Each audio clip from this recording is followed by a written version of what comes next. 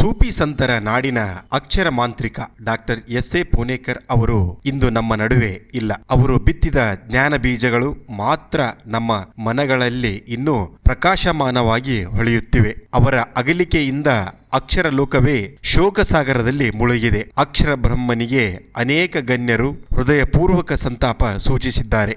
ಹೌದು, ಅವರು ಕೇವಲ ಶಿಕ್ಷಕರಲ್ಲ, ಅವರು ಅನೇಕ ಪೀಳಿಗೆಗಳ ಕನಸುಗಳಿಗೆ ರೂಪ ನೀಡಿದ ಶಿಲ್ಪಿ, ದಾರಿ ತಪ್ಪಿದವರಿಗೆ ದಾರಿ ತೋರಿದ ಮಹಾನ್ ವ್ಯಕ್ತಿ, ಮೌಲ್ಯಗಳ ಮೂಲಕ ಜೀವನವನ್ನು ಕಟ್ಟಿಕೊಟ್ಟ ಗುರು.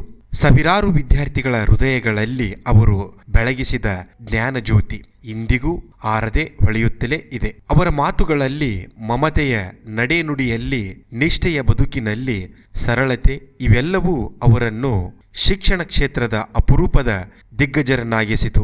ತಮ್ಮ ಸಂಪೂರ್ಣ ಜೀವನವನ್ನೇ ವಿದ್ಯೆಗಾಗಿ ಅರ್ಪಿಸಿದ ಈ ಮಹಾನ್ ವ್ಯಕ್ತಿಯ ಅಗಲಿಕೆಯಿಂದ ಸೂಫಿ ನಾಡು ತನ್ನ ಅಮೂಲ್ಯ ರತ್ನವೊಂದನ್ನು ಕಳೆದುಕೊಂಡಂತಾಗಿದೆ. ಅವರ ಸಂಸ್ಥೆಗಳಲ್ಲಿ ಬೆಳೆದವರು ಇಂದು ಸಮಾಜದ ಹಲವಾರು ಕ್ಷೇತ್ರಗಳಲ್ಲಿ ಬೆಳಗುತ್ತಿರುವುದೇ ಅವರ ಜೀವನ ಸಾಧನೆಯ ಜೀವಂತ ಸಾಕ್ಷಿಯಾಗಿದೆ.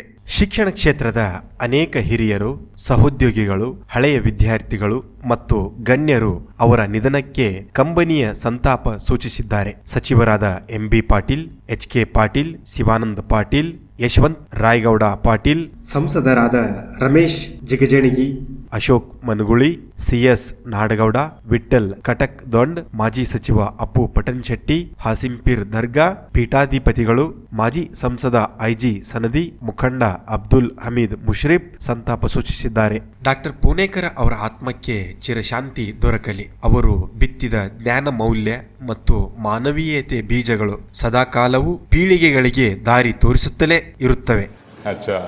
ಅಲ್ಲಾ ಹಾಫಿಜ್.